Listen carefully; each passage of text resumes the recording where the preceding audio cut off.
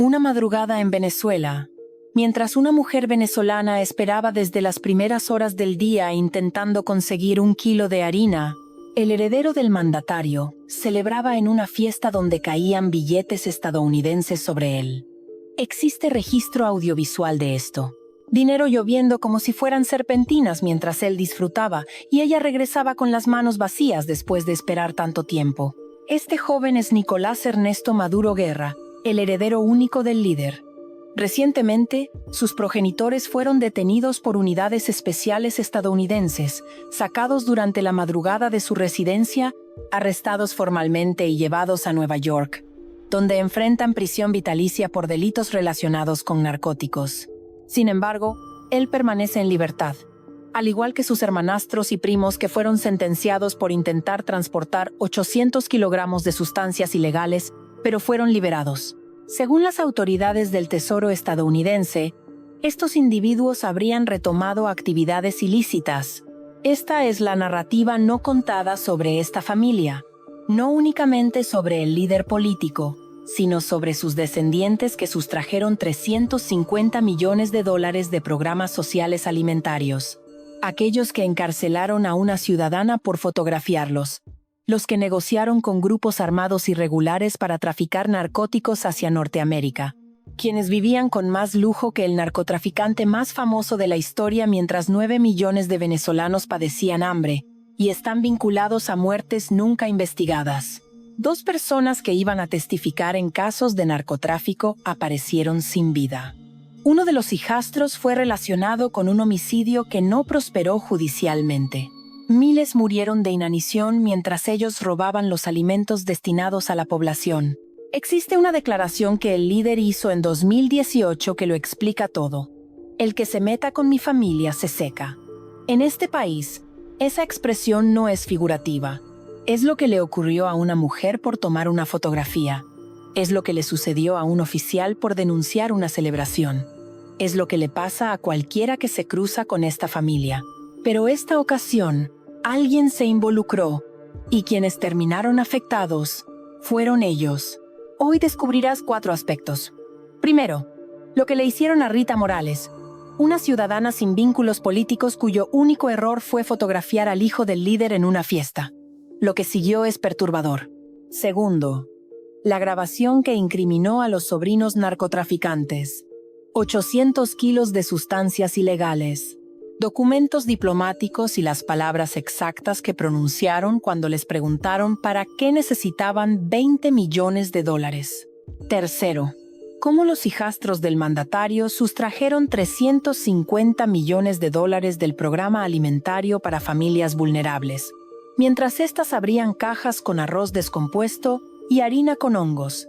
Y cuarto, lo que las autoridades antidrogas documentaron sobre un encuentro del hijo del líder en Medellín con grupos guerrilleros para negociar 6 años de tráfico de narcóticos y armamento. Te avisaré cuando llegue cada punto, pero primero necesitas comprender quién es realmente este joven, porque lo que dicen de él, quienes lo conocen, explica todo lo que vino después. Nicolás Ernesto Maduro Guerra nació en junio de 1990 en Caracas. Es el único hijo del actual líder con su primera esposa, Adriana Guerra Angulo.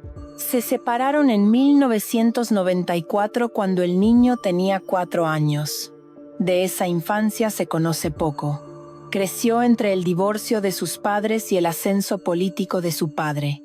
Cuando el anterior líder llegó al poder en 1999, el padre ya era una figura importante del partido, y su hijo, de 9 años, ya vivía en un mundo muy diferente al del resto de los venezolanos. A los 15 años, el joven ya era padre.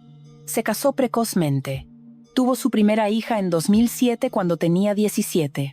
Después vino otra hija en 2012. Según informes, ha tenido 6 hijas en total de 2 matrimonios distintos. Padre a los 15, 6 hijas, 2 matrimonios. Mientras tanto, su trayectoria política avanzaba. No por capacidad, sino por apellido. Una mujer que estudió con él en el mismo liceo donde estudió su padre, habló con un medio español bajo condición de anonimato. Esto declaró textualmente: siempre fue de capacidades limitadas, lento en sus reacciones. No es una persona inteligente. Siempre fue ingenuo. La misma fuente agregó que desde la secundaria ya tenía escolta que lo acompañaba hasta la entrada del liceo, aunque en ese momento su padre solo era canciller, no presidente. Ya entonces era intocable. Otra fuente que participó en reuniones de líderes juveniles del movimiento político con él, le comentó a un medio similar: no es una persona muy brillante intelectualmente. Su ascenso dentro del movimiento es por su padre, no por capacidad propia. Imita mucho el liderazgo y la personalidad del padre. Es como el comediante del grupo. Era quien aportaba menos ideas, pero hacía los chistes. El comediante del grupo. Eso dicen quienes lo conocen. Pero hay algo más que esa fuente reveló sobre lo que realmente quería. Desde su círculo más cercano cuentan que inicialmente hablaba mucho de una gobernación regional. Quería ser gobernador, pero según confió, ya no aspira a eso porque siendo el hijo del presidente puede estar en mejores y más negocios. Y después la frase que lo resume todo: que gobernar no es un negocio tan lucrativo como él aspira. Lee eso nuevamente. Gobernar no es tan lucrativo. Esas son sus palabras. No quiere servir, quiere enriquecerse. Y así comenzó su carrera de cargos inventados y títulos falsos. A los 23 años, en 2013, su padre acababa de heredar la presidencia del líder anterior y le crearon un cargo que no existía antes: jefe del Cuerpo de Inspectores Especiales de la Presidencia. Su trabajo oficial: vigilar los recursos del Estado. Un joven de 23 años, sin experiencia, sin formación, vigilando los recursos de un país petrolero. Eso no fue un nombramiento, fue una burla. Pero nadie se rió, porque en este país nadie se ríe de la familia del presidente. Un año después, en 2014, lo nombraron coordinador de la Escuela Nacional de Cine. Sin ninguna formación cinematográfica, ninguna película, nada, pero estaba a cargo de la escuela de cine del país. En 2017, con 27 años, fue elegido miembro de la Asamblea Nacional Constituyente. Esa asamblea que la comunidad internacional consideró ilegítima, esa asamblea que se creó para quitarle poder a la oposición. Ahí estaba él sentado votando, como si entendiera algo de lo que estaba pasando. Y en julio de 2023 le otorgaron un doctorado honorífico de una universidad, sin publicaciones, sin investigación, sin ningún mérito, solo por ser quien es. Pero mientras acumulaba títulos que no merecía y cargos que no entendía, vivía como nadie en ese país podía siquiera imaginar. En marzo de 2022, un portal de noticias publicó una investigación sobre un viaje de este joven a Tailandia. Las fotografías lo muestran llegando al aeropuerto de Bangkok. Un conductor con traje oscuro, camisa blanca, corbata y guantes lo esperaba con un cartel con sus iniciales. El conductor pertenecía a un servicio de transporte exclusivo que solo tiene vehículos alemanes de último modelo. Lo subieron a un Mercedes-Benz acondicionado para transportar solo 3 pasajeros. Eso es lo que significa ser hijo del líder. Mientras tu pueblo camina por selvas para escapar del hambre, tú llegas a Tailandia en primera clase y te recoge un Mercedes. Mientras las madres venezolanas saltan comidas para que coman sus hijos, tú viajas por el mundo en jets privados. Mientras los niños se desmayan de hambre en las escuelas, tú bailas bajo lluvia de dólares. Una fuente consultada por medios de investigación, alguien que conoce el funcionamiento interno del régimen, lo describió así: los testaferros tienen una vida similar a la de los jerarcas. La vida de estos señores es mejor que la del narcotraficante más famoso de la historia. Incluso tienen muchísimo más lujo, muchísima más tecnología. Se manejan de ese estilo. Mejor que el narcotraficante más rico de la historia. Leí eso otra vez. El mismo que tenía zoológicos privados y quemaba billetes para calentarse. Los hijos del líder viven mejor que él.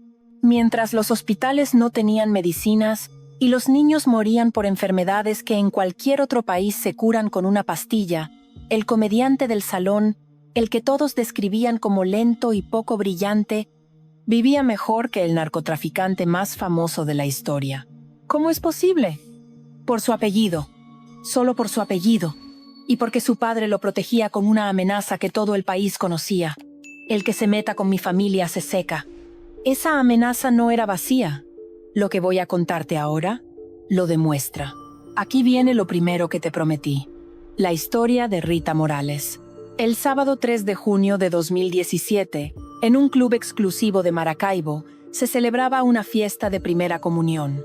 Este club, también conocido por otro nombre, es un lugar exclusivo de familias con recursos, de la élite de la ciudad.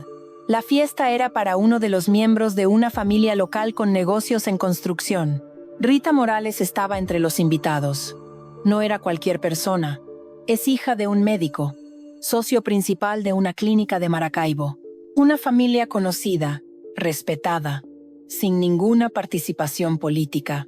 Solo una familia que fue a una fiesta de primera comunión, un sábado por la tarde. En algún momento de la tarde, Rita se dio cuenta de que uno de los invitados era diferente. Llegó rodeado de guardaespaldas. Se mantuvo apartado del resto. Había un perímetro a su alrededor. Nadie podía acercarse sin que lo detuvieran. Era el hijo del líder. Estaba ahí como invitado de la familia anfitriona. Esta familia tenía conexiones con el poder. Uno de ellos después sería sancionado por Estados Unidos por sus vínculos con el hijo del líder en el negocio del oro. Pero ese día, en esa fiesta, Rita Morales no sabía nada de eso. Solo vio al hijo del presidente en una fiesta de primera comunión e hizo lo que cualquiera habría hecho. Sacó su teléfono y le tomó una foto. Lo que pasó después cambió su vida para siempre. Los guardaespaldas se dieron cuenta. Según testigos del hecho que hablaron con medios, se acercaron a ella de inmediato. Le exigieron que les entregara el teléfono, que borrara la imagen. Rita se negó. La situación se puso tensa. Los guardaespaldas fueron agresivos en el trato con la invitada. Según describió un cronista social del club, atrajeron la atención de todos los presentes. Rita se fue de la fiesta. Pensó que ahí terminaba todo. Qué equivocada estaba. La foto había empezado a circular. Pasó de teléfono a teléfono, de grupo de mensajería en grupo de mensajería. Se viralizó en la ciudad. Eso no podían borrarlo y eso no lo iban a perdonar. Días después del incidente, funcionarios del Servicio de Inteligencia Nacional llegaron a la casa de Rita Morales. Esta agencia es la policía política de este país, el equivalente a la Gestapo según sus críticos, el organismo que desaparece a opositores, que tortura presos políticos, que hace el trabajo sucio del régimen. Y llegaron a la casa de una mujer cuyo único crimen había sido tomar una foto. Le rompieron el teléfono. Según algunos reportes, ella misma lo estrelló contra la pared antes de que se lo quitaran. Según otros, fueron los funcionarios quienes lo destruyeron. El resultado fue el mismo. El teléfono quedó inservible. Su hermano, que es abogado, intervino. Intentó calmar la situación, pero el daño ya estaba hecho. La foto ya estaba en internet y el régimen quería venganza. Rita y su esposo decidieron salir del país. Sabían que no estaban a salvo. Sabían que el régimen no iba a olvidar. Sabían que cada día que pasaba, el riesgo aumentaba. No por un vuelo comercial, por un charter privado. Destino: una isla a solo 30 minutos de vuelo. Un lugar donde estarían fuera del alcance de las autoridades. O eso creían.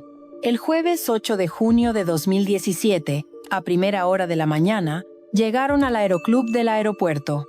Presentaron sus pasaportes. El avión estaba listo. El piloto esperaba. La libertad estaba a 30 minutos. Y en ese momento una comisión del Servicio de Inteligencia apareció de la nada. Les quitaron los documentos, los subieron a un avión, no a la isla, a la capital. Rita Morales fue fichada y detenida. La llevaron a un edificio de detención. Este edificio es una estructura brutalista que se empezó a construir en los años 50 como centro comercial. Iba a ser el más moderno de América Latina. Una espiral de concreto con tiendas, restaurantes, estacionamientos. Nunca se terminó. Durante décadas fue una ruina abandonada, un monumento al fracaso, un esqueleto de concreto donde no entraba nadie. Y después el gobierno lo convirtió en la sede del Servicio de Inteligencia. Los mismos pasillos que iban a tener vitrinas con ropa, ahora tienen celdas. Las mismas rampas que iban a subir autos ahora, suben presos políticos. Es conocido por torturas, desapariciones, Presos que entran y no salen. Celdas sin ventanas, sin luz, donde no sabes si es de día o de noche. Ahí llevaron a Rita Morales, una mujer que había ido a una fiesta de primera comunión. Una mujer cuyo único crimen fue tomar una foto. Por una foto. Imagina eso. Imagina que vas a la fiesta de un conocido, ves a alguien famoso, le tomas una foto con tu teléfono y terminas en un centro de tortura. Eso es este país. Eso es la familia del líder. Un periodista que cubrió el caso escribió: Rita Morales engrosa la lista de detenidos en este país por publicar contenidos e imágenes que pudieran ser catalogadas como críticas al gobierno en las redes sociales. No pertenece a ningún partido político, ni se le conoce participación en las protestas antigobierno, ni siquiera se le podría considerar una activista digital, pero sin duda es una presa política del gobierno. Una presa política digital. Una presa política digital. Por una foto del hijo del presidente en una fiesta. El que se meta con mi familia se seca. No es una metáfora, es literal. Le tomas una foto al hijo del líder y terminas en un centro de detención. Pero Rita no fue la única que pagó por cruzarse con esta familia. En junio de 2020, el hijo del líder cumplió 30 años. El país estaba en cuarentena radical por el coronavirus. 11 estados estaban en confinamiento estricto. Nadie podía salir. Nadie podía reunirse. Los hospitales colapsaban. La gente moría sin poder despedirse de sus familias. Pero este joven no iba a privarse de su celebración. Según fuentes policiales que confirmaron la información a medios, esa noche hubo una fiesta en una urbanización exclusiva en el este de la capital. Una fiesta multitudinaria con el patriarca presente, con casa militar, el séquito de seguridad del Palacio Presidencial. Un oficial era el jefe de seguridad de la zona. Hizo su trabajo. Denunció públicamente la fiesta. ¿Sabes dónde está este oficial hoy? En prisión domiciliaria. El que denunció terminó preso. El que violó la cuarentena sigue libre. Así funciona este país. Así funciona la familia del líder. El que se meta con mi familia se seca. Rita Morales, presa por una foto. El oficial, preso por una denuncia. ¿Cuántos más habrá que nunca salieron a la luz? ¿Cuántas personas pagaron el precio de cruzarse en el camino de esta familia? Hay una fuente cercana que le dijo a medios algo que resume todo. Este joven es un intocable en este país. Intocable. Esa es la palabra. Y mientras era intocable, mientras nadie podía ni fotografiarlo sin ir a prisión, otro escándalo estaba creciendo. Uno que involucraba a la esposa de su padre, a los sobrinos de ella y a 800 kilos de narcóticos. Aquí viene lo segundo que te prometí, la historia de los sobrinos narcotraficantes. El 10 de noviembre de 2015, 2 hombres jóvenes aterrizaron en Puerto Príncipe, Haití. Viajaban en un jet privado, un avión Citation 500. Ese avión pertenecía a empresarios venezolanos cercanos a uno de los hombres más poderosos del chavismo. Los 2 jóvenes no viajaban solos. Los acompañaban 2 guardias presidenciales de honor, 2 militares venezolanos. Llevaban pasaportes diplomáticos. ¿Entiendes lo que eso significa? Pasaportes diplomáticos. No eran pasaportes normales. Eran documentos que dicen: este hombre representa al gobierno de este país. Documentos que te dan inmunidad en casi cualquier país del mundo. Documentos que te permiten pasar aduana sin que te revisen. Documentos que se supone que solo tienen embajadores y funcionarios de alto nivel. Y estos 2 los tenían para ir a negociar un cargamento de narcóticos. El gobierno les había dado pasaportes diplomáticos a narcotraficantes. Se llamaban Efraín Antonio Campo Flores y Frankie Francisco Flores de Freitas. Eran sobrinos de la esposa del líder, la primera dama del país. Pero Efraín no era solo sobrino. Era ahijado del líder. Había crecido en su casa después de que muriera su madre. El dictador lo había criado como a un hijo. Esa noche, en un restaurante de hotel cerca del aeropuerto de Puerto Príncipe, los sobrinos se reunieron con 2 hombres que creían ser narcotraficantes mexicanos interesados en hacer negocios. No lo eran. Eran agentes encubiertos de la Agencia Antidrogas estadounidense. Llevaban meses siguiendo a los sobrinos. Habían tendido una trampa perfecta, y los sobrinos cayeron. Venían a cerrar un trato. 800 kilos de narcóticos de alta pureza desde este país hasta Honduras, en el hangar presidencial del aeropuerto de la capital, en un avión privado. Desde Honduras hasta Estados Unidos a cambio de $20 millones. La conversación quedó grabada en video, en audio, todo documentado. Los agentes encubiertos les preguntaron detalles. Los sobrinos hablaron sin filtro. Se sentían seguros, intocables, protegidos por su apellido. Y cuando los agentes preguntaron para qué querían el dinero, los sobrinos respondieron: querían financiar la campaña de su tía al Congreso. $20 millones de narcóticos para la campaña política de la esposa del presidente. Un fiscal federal lo declaró durante el juicio. El presidente dio el visto bueno a la actividad de los sobrinos de su esposa. El visto bueno. El presidente aprobó que sus sobrinos políticos traficaran narcóticos para financiar la campaña de su esposa. Eso es lo que dijo el fiscal federal estadounidense. Pero lo que encontraron en los teléfonos de los sobrinos fue peor de lo que esperaban.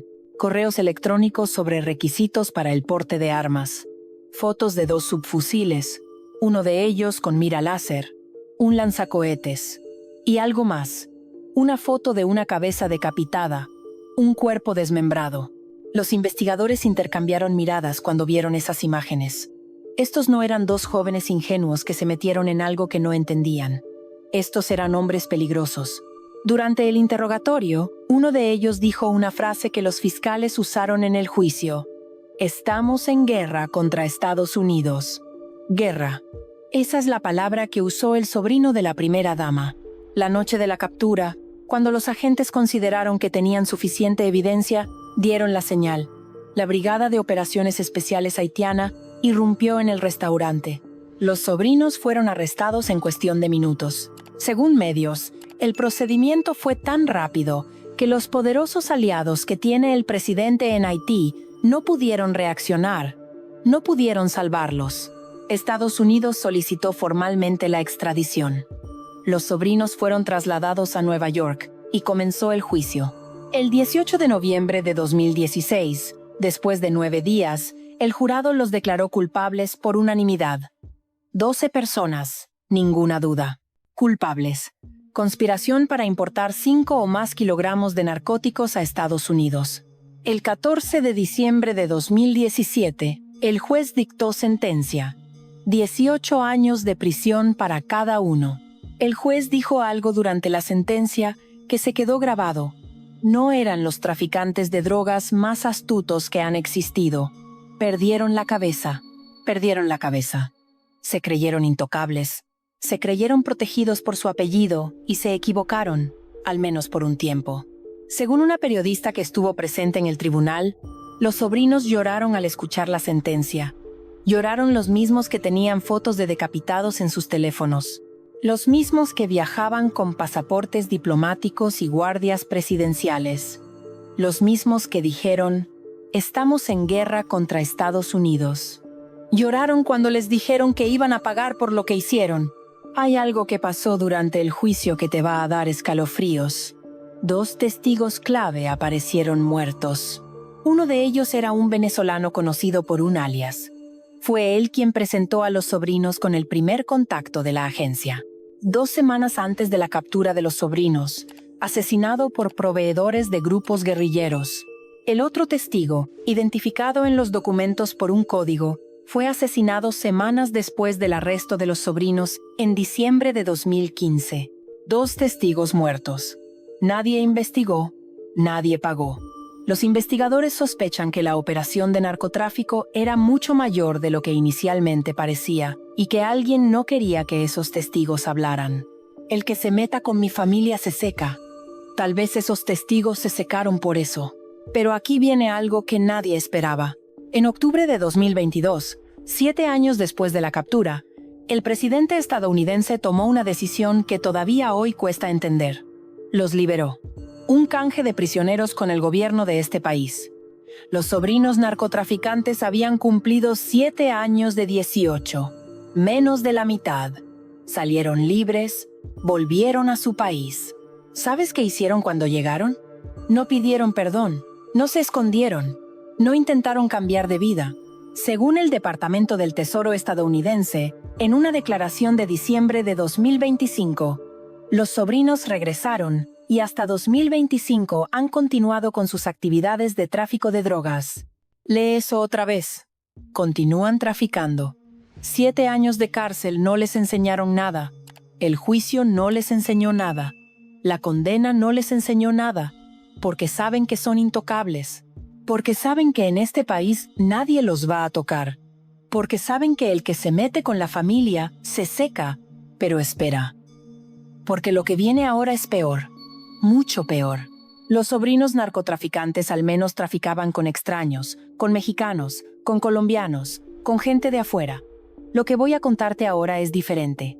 Porque hay una forma de robar que es más cruel que todas las demás. Robarle a alguien que no tiene nada. Robarle a alguien que depende de ti para sobrevivir. Robarle a alguien mientras le dices que lo estás ayudando. Eso es lo que hicieron los hijastros. Y lo hicieron durante años. Aquí viene lo tercero que te prometí. Los hijastros. Walter Jacob Gavidia Flores, 47 años. Yoser Daniel Gavidia Flores, 36 años. Yosuel Alexander Gavidia Flores, 34 años. Son los 3 hijos de la primera dama con su primer esposo, los hijastros del líder.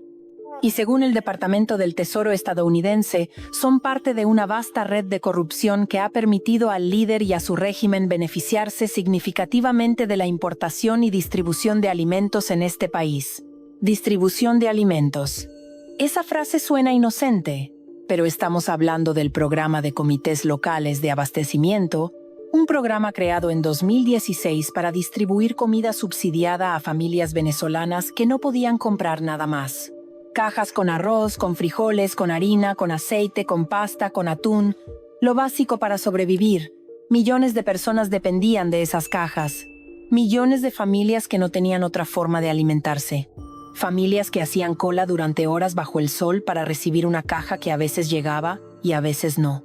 Una madre venezolana le dijo a medios en 2018, abrí la caja y el arroz tenía bichos. La harina olía a podrido. Mis hijos me miraban esperando comer. Tuve que decirles que no había nada. ¿Sabes lo que es ver la cara de tus hijos cuando les dices que no hay comida? Familias que abrían esas cajas con esperanza y encontraban comida podrida, comida vencida, arroz con gorgojos, harina con hongos. Familias que no podían quejarse porque si te quejabas te quitaban de la lista. Familias que dependían de la buena voluntad del gobierno para no morirse de hambre. Y de ese programa, de esas cajas, de esa desesperación, los hijastros robaron. No robaron de una empresa, no robaron de un banco, robaron de la comida de los pobres. Te voy a explicar exactamente cómo funcionaba el esquema, porque el Departamento del Tesoro lo documentó todo. En 2011, un empresario colombiano hizo contacto con la familia de la primera dama. Este empresario no era cualquier persona. Era un hombre con conexiones, con ambición, con la capacidad de mover dinero por todo el mundo sin dejar rastro. Les dio un contrato a los hijastros, un contrato pequeño, casi insignificante, pero era la entrada. A cambio de ese contrato, los hijastros le dieron a este empresario algo mucho más valioso que dinero: acceso. Acceso a su madre, la primera dama. Acceso al líder. Acceso al poder. En este país el acceso lo es todo. El Departamento del Tesoro lo explicó así. La relación de este empresario con la primera dama, los hijastros y otros fue clave para el acceso del empresario a los funcionarios del gobierno, lo que les permitió pagar los sobornos necesarios para obtener contratos gubernamentales. Sobornos a los hijastros a cambio de acceso. Y cuando se creó el programa alimentario en 2016, este empresario ya estaba adentro. El esquema era simple, pero devastador. 1 kilo de arroz que costaba $1 en el mercado internacional, el empresario se lo vendía al gobierno a 3. La diferencia por kilo se repartía. Una parte para el empresario, una parte para sus socios, una parte para los hijastros, una parte para los funcionarios que firmaban los contratos. Multiplica eso por millones de kilos de arroz, por millones de kilos de frijoles, por millones de litros de aceite, por años y años de contratos. ¿Y entiendes cómo se robaron cientos de millones de dólares del programa para alimentar a los pobres? El secretario del Tesoro estadounidense lo dijo el 25 de julio de 2019. Este empresario se comprometió con los cercanos al líder para dirigir una red de corrupción a gran escala que utilizaron cruelmente para explotar a la población hambrienta de este país. Cruelmente, esa es la palabra que usó el gobierno estadounidense. Cruelmente. Y siguió. La red de corrupción que opera el programa alimentario ha permitido al líder y a sus familiares robarle al pueblo. Utilizan los alimentos como una forma de control social para recompensar a los partidarios políticos y castigar a los opositores mientras se embolsan cientos de millones de dólares. Cientos de millones del programa para alimentar a los pobres. Mientras familias venezolanas abrían esas cajas y encontraban comida podrida, comida vencida, comida de mala calidad, arroz que olía mal, harina con bichos, aceite rancio, atún que nadie se atrevía a probar. Y no podían quejarse porque si te quejabas te quitaban de la lista.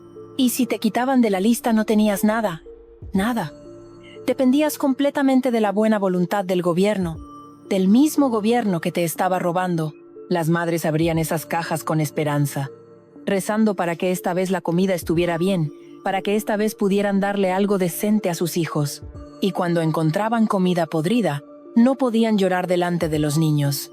Tenían que sonreír y decir que todo estaba bien porque no había alternativa. ¿Era eso o nada?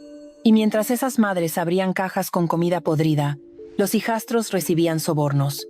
Mientras esas familias hacían cola bajo el sol durante horas, los hijastros viajaban en jets privados.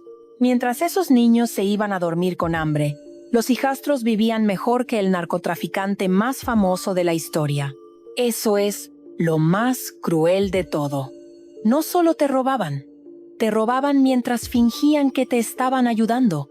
Te robaban mientras decían que estaban salvando a los pobres. Te robaban del único programa que tenías para sobrevivir. Porque lo que importaba no era alimentar a nadie. Lo que importaba era el negocio. Y hay algo más sobre cada uno de los hijastros que necesitas saber. Walter, el mayor, tiene 47 años. Es abogado. Fue juez en la capital entre 2012 y 2013. Tenía 27 años cuando lo nombraron juez. 27 años.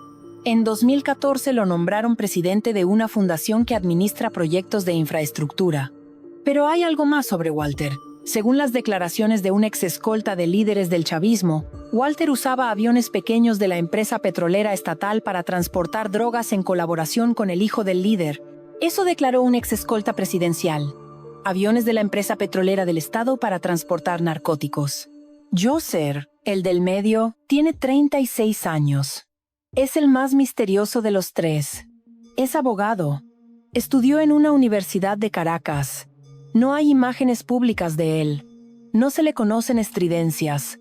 Mantiene un perfil bajo, pero está sancionado igual que sus hermanos, vinculado a los mismos esquemas de corrupción. Y después está Yosual, el menor, 34 años. El que más ha dado de qué hablar.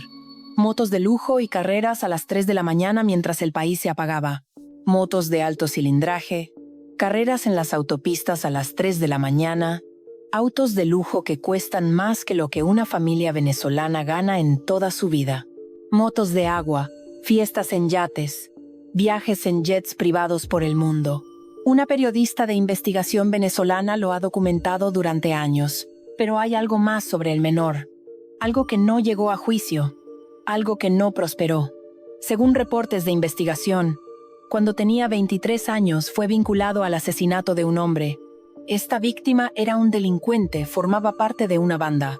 Los detalles del caso nunca se hicieron públicos. Nadie sabe exactamente qué pasó. Nadie sabe quién dio la orden, nadie sabe quién apretó el gatillo. El caso no prosperó. En este país, los casos contra la familia del presidente nunca prosperan. El que se meta con mi familia se seca. Tal vez esta víctima se secó por eso. No lo sabemos y probablemente nunca lo vamos a saber. El 25 de julio de 2019, el Departamento del Tesoro estadounidense sancionó a los 3 hermanos, al empresario colombiano, a 10 personas más, a 13 empresas, todo el aparato de corrupción del programa alimentario. El monto total del robo, según las investigaciones, más de $350 millones. 350 millones del programa para alimentar a los pobres. En ese mismo periodo, según agencias internacionales, 9.3 millones de venezolanos no podían cubrir sus necesidades alimentarias básicas. 9 millones de personas pasando hambre. 350 millones robados. Haz la cuenta. Con ese dinero se podían comprar más de 100 millones de cajas alimentarias. 100 millones de cajas. Pero los hijastros prefirieron quedárselo. Ese día, el embajador del gobierno interino en Estados Unidos escribió: quienes han saqueado a nuestro pueblo aprovechándose y burlándose del dolor de millones de familias, generando una crisis humanitaria sin precedentes, donde miles han muerto de inanición y 4 millones han migrado para sobrevivir. Deben pagar. Nuestro pueblo tendrá justicia. Miles han muerto de inanición. 4 millones han migrado. Y los hijastros siguen libres. Siguen en este país. Siguen viviendo mejor que el narcotraficante más famoso de la historia. Mientras el pueblo que robaron sigue sin poder comer 3 veces al día. Eso es lo que no se puede perdonar. Esto es el punto donde la tristeza se convierte en rabia, donde ya no sientes pena, donde sientes que algo tiene que cambiar. No es solo el dinero que robaron, es el sufrimiento que causaron. Son las familias que destruyeron. Son los niños que pasaron hambre para que ellos vivieran como reyes. Son las madres que dejaron de comer para que comieran sus hijos. Son los abuelos que murieron desnutridos mientras los hijastros del líder viajaban en jets privados, mientras recibían sobornos del único programa que tenían esas familias para sobrevivir. 350 millones de dólares robados de la comida de los pobres, mientras 9 millones de personas pasaban hambre. El que se meta con mi familia se seca. Durante años, esa amenaza funcionó. Rita Morales se secó por una foto. El oficial se secó por una denuncia. Millones de venezolanos se secaron de hambre mientras la familia robaba. Pero alguien estaba mirando. Alguien estaba documentando. Alguien estaba esperando el momento. Aquí viene lo último que te prometí. Lo que el hijo del líder hizo en Medellín. En 2020, según la acusación formal del Departamento de Justicia estadounidense publicada este fin de semana, el hijo del líder se reunió en Medellín, Colombia, con 2 representantes de grupos guerrilleros. Las Fuerzas Armadas Revolucionarias de Colombia, la guerrilla más antigua y más violenta de América Latina. Una organización que durante décadas secuestró a miles de personas, que reclutó niños soldado, que puso bombas en centros comerciales, que masacró pueblos enteros, que financió sus operaciones con narcóticos. Una organización que el mundo entero considera terrorista. Una organización responsable de más de 200.000 muertes en Colombia, y el hijo del presidente de este país se reunió con ellos. No en una selva escondida, no en una frontera remota. En Medellín, una ciudad de casi 3 millones de personas. Como si fuera una reunión de negocios normal, como si estuviera cerrando un contrato de importaciones, como si no estuviera negociando con terroristas. La reunión no fue casual. No fue un encuentro accidental, fue una negociación de negocios. De un negocio que involucraba narcóticos y armas.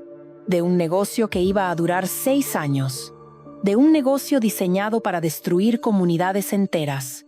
El documento del Departamento de Justicia dice textualmente: el hijo del líder discutió acuerdos para mover grandes cantidades de narcóticos y armas a través de Colombia hacia Estados Unidos durante los próximos 6 años hasta 2026. 6 años de tráfico de narcóticos hasta 2026, justamente el año en que capturaron a su padre. ¿Coincidencia? Tal vez. O tal vez Estados Unidos esperó hasta tener toda la información, hasta que el plan estuviera documentado, hasta que no hubiera forma de negarlo. Y hay más. También habló sobre pagar a los grupos guerrilleros con armas en conexión con los cargamentos de narcóticos. Pagar con armas, no con dinero, con armas. El hijo del presidente ofreciendo armas a una guerrilla a cambio de ayuda para traficar narcóticos hacia Estados Unidos. Eso no lo digo yo, lo dice el Departamento de Justicia estadounidense. Está en el documento de acusación. Cargo 2. Conspiración para importar narcóticos. Cargo 3. Posesión de ametralladoras y aparatos destructivos. Cargo 4. Conspiración para poseer ametralladoras y aparatos destructivos. El hijo del líder está formalmente acusado junto a su padre, junto a la primera dama, junto a otros líderes del chavismo. La acusación describe algo que llaman el cartel de los soles. El nombre no es casualidad. Viene de las insignias de sol que portan los generales de alto rango en sus uniformes venezolanos. Cuantas más estrellas de sol tienes en el hombro, más alto es tu rango. Y según la investigación de la Agencia Antidrogas, cuantas más estrellas tienes, más profundo estás metido en el narcotráfico. Es un sistema de patronazgo, dice el documento. Los beneficios de la actividad ilegal fluyen hacia los corruptos en la cúspide, hacia los generales, hacia los ministros, hacia el presidente y hacia su hijo. Durante años, el hijo del líder fue el enlace, el testaferro, el que movía dinero sin dejar rastro, el que firmaba documentos con nombres falsos, el que viajaba por el mundo llevando y trayendo. El documento de acusación lo describe así: testaferro y censor, sancionado por Estados Unidos desde 2019, ha ocupado cargos creados a su medida. Se le atribuye el control del aparato de propaganda y la censura de medios, así como la gestión de una red de testaferros para ocultar la fortuna familiar en el extranjero. Testaferro, censor, lavador de dinero. Eso es el hijo del líder. No el comediante del salón que todos describían, sino algo mucho más peligroso. Según la investigación, el padre lideró este cartel no solo para enriquecerse, sino para hacer daño. El documento dice textualmente que el objetivo de la organización era inundar a Estados Unidos con narcóticos para infligir el mayor daño posible a la sociedad norteamericana. Lee eso otra vez. No era solo negocio, era intencional. Querían hacer daño a Estados Unidos. Querían destruir comunidades americanas con narcóticos. Querían que los jóvenes estadounidenses se volvieran adictos.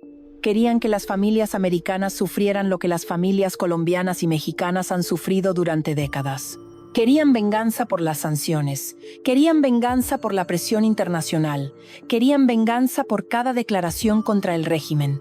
Y estaban dispuestos a destruir miles de vidas para conseguirla. Y el hijo del presidente era parte de eso. No era solo un heredero incompetente que bailaba bajo lluvia de dólares. Era parte activa de una organización criminal diseñada para hacer daño. Un daño calculado, un daño intencional, un daño que iba a durar 6 años. Un ex jefe del Servicio de Inteligencia fue jefe de la misma policía política que encarceló a Rita Morales. El mismo organismo que tortura presos políticos. El mismo que hace desaparecer opositores. Este hombre lo dirigía. Era parte del sistema hasta que dejó de serlo. En abril de 2019, participó en un intento de levantamiento contra el líder. El intento fracasó. Tuvo que huir. Hoy está en Estados Unidos. Y desde allá, habla. Cuenta lo que vio desde adentro. Lo que nadie más se atreve a contar. Y una de las cosas que contó tiene que ver directamente con el hijo del líder. Este ex jefe acusó públicamente al hijo de llevar la batuta en el saqueo del oro del Banco Central. El oro de las reservas del país. El oro que debería respaldar la moneda, el oro que pertenece al pueblo venezolano.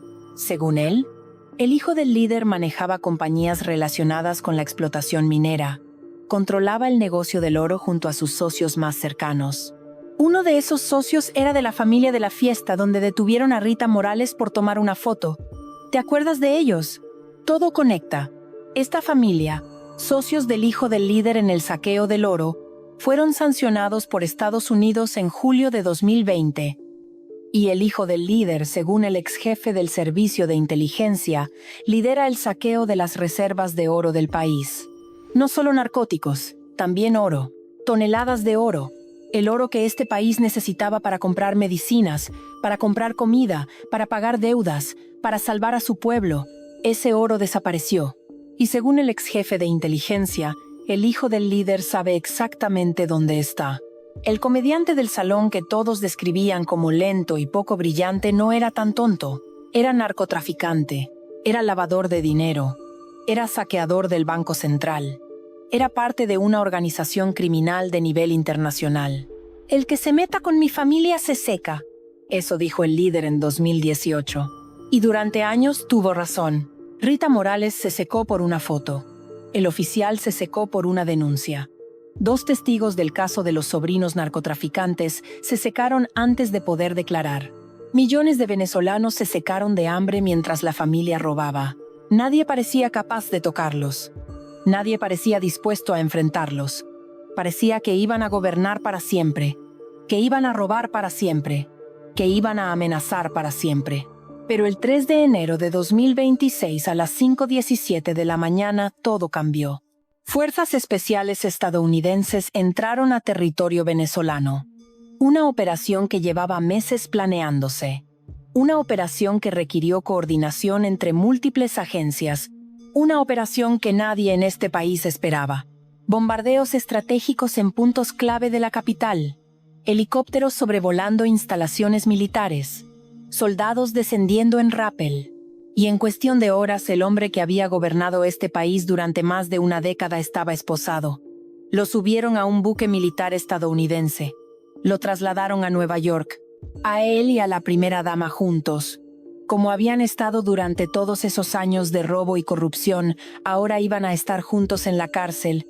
Es la primera vez en la historia que un presidente en ejercicio de un país latinoamericano es capturado por Estados Unidos. La primera vez. Un precedente que va a resonar durante décadas. Un mensaje para todos los dictadores del continente. Un aviso de que ya no hay lugares seguros. El líder enfrenta cargos por narcoterrorismo, tráfico de narcóticos, posesión de armas, conspiración. La primera dama enfrenta cargos similares, más los cargos por sobornos, por intermediación con narcotraficantes, por participación en redes de violencia. Si los declaran culpables, no van a salir de la cárcel en lo que les queda de vida. El que se meta con mi familia se seca. Pero esta vez alguien se metió. Y los que se secaron fueron ellos. El líder está en una celda en Nueva York. La primera dama está en una celda en Nueva York. El centro de detención metropolitano de Brooklyn. El mismo lugar donde estuvo un magnate caído. El mismo lugar donde estuvo un cantante condenado. Un lugar frío, gris, con celdas pequeñas y comida de cárcel. Muy lejos del lujo, muy lejos de los jets privados, muy lejos de los Mercedes-Benz en Bangkok, muy lejos de las cajas alimentarias que nunca les faltaron. Pero el hijo del líder no está con ellos. Los hijastros no están con ellos. Los sobrinos narcotraficantes están en este país traficando otra vez, según el Departamento del Tesoro. El 11 de diciembre de 2025, apenas 3 semanas antes de la captura del líder, el Departamento del Tesoro volvió a sancionar a los sobrinos narcotraficantes y a un tercer sobrino que no habíamos mencionado. Otro narcotraficante de la familia. 3 sobrinos sancionados por narcotráfico, por corrupción, por seguir haciendo exactamente lo mismo que los metió a la cárcel. El comunicado decía: estas sanciones tienen como objetivo a 3 sobrinos del líder, 2 de los cuales son narcotraficantes convictos. Narcotraficantes convictos. Esas son las palabras del gobierno estadounidense. Los capturaron. Los condenaron. Cumplieron menos de la mitad de la condena. Los liberaron. Volvieron a su país y siguieron haciendo exactamente lo mismo, como si nada hubiera pasado. Eso es impunidad. Eso es lo que significa ser familia del líder. ¿Dónde están ahora? En la capital, escondidos en alguna casa de seguridad. En La Habana, bajo la protección de Cuba. En Moscú, donde Rusia los recibiría con los brazos abiertos. En Turquía, en Irán, en algún país sin tratado de extradición. ¿Siguen viviendo mejor que el narcotraficante más famoso de la historia? ¿Siguen bailando bajo lluvia de dólares mientras el pueblo que robaron sigue sin poder comer? ¿Siguen viajando en jets privados mientras las madres venezolanas se saltan comidas? No tengo esa respuesta. Nadie la tiene, pero alguien la va a tener que dar porque ahora todo el mundo está mirando. Hay algo que quiero que pienses antes de que termine este video. En este país, hay madres que no han visto a sus hijos en años, que los despidieron en una estación de autobús sin saber si volverían, que reciben llamadas de Colombia, de Perú, de Chile, de España, preguntando si están bien, que lloran en silencio cuando cuelgan, que miran fotos viejas a medianoche, que ponen un plato extra en Navidad aunque saben que nadie va a sentarse ahí. Hay abuelos que murieron solos porque sus nietos tuvieron que irse, que cerraron los ojos sin tener a nadie al lado. Hay niños que crecieron sin sus padres, que solo los conocen por videollamada, que lloran en la noche porque extrañan a alguien que apenas recuerdan. Hay familias que celebran cumpleaños por video y se enteran de muertes por mensaje de texto. Y todo eso pasó mientras los hijos del líder bailaban bajo lluvia de dólares. Todo eso pasó mientras los hijastros robaban del programa de comida. Todo eso pasó mientras los sobrinos narcotraficantes negociaban narcóticos con pasaportes diplomáticos. Todo eso pasó mientras el hijo del líder se reunía con guerrilleros para planear 6 años de tráfico. Eso es lo que no se puede perdonar. No son solo los millones que robaron, son las vidas que destruyeron, las familias que separaron, los años que no van a volver, porque alguien decidió que su riqueza importaba más que la vida de millones. Tal vez tú también conoces familias así, donde los hijos destruyen lo que otros construyeron, donde los privilegiados nunca pagan las consecuencias de sus actos, donde el apellido vale más que la justicia.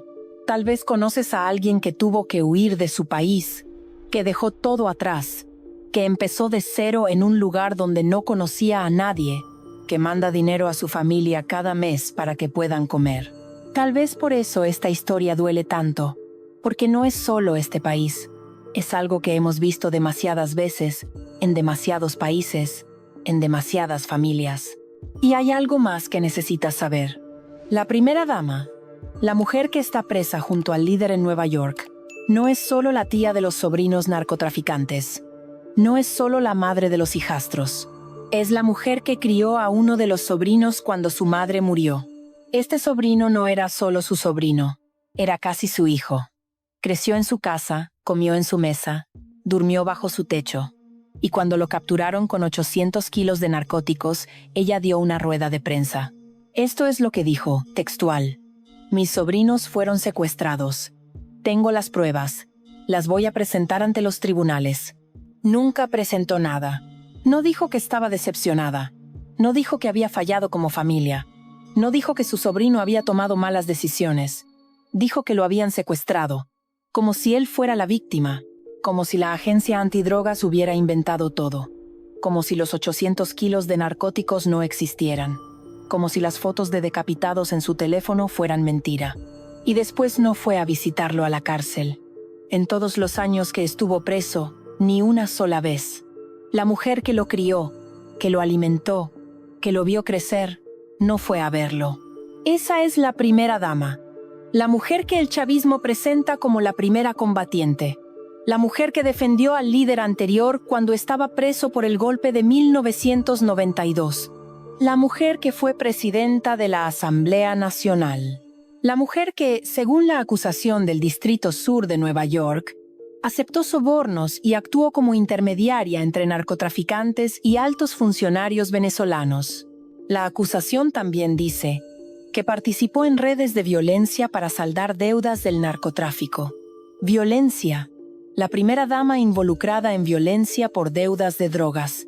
Y esta es la mujer que crió a 3 hijos que robaron del programa de comida para pobres, que crió a un sobrino que intentó traficar 800 kilos de narcóticos para financiar su campaña política, que defendió públicamente al padre de sus hijos, mientras él amenazaba con que el que se meta con la familia se seca.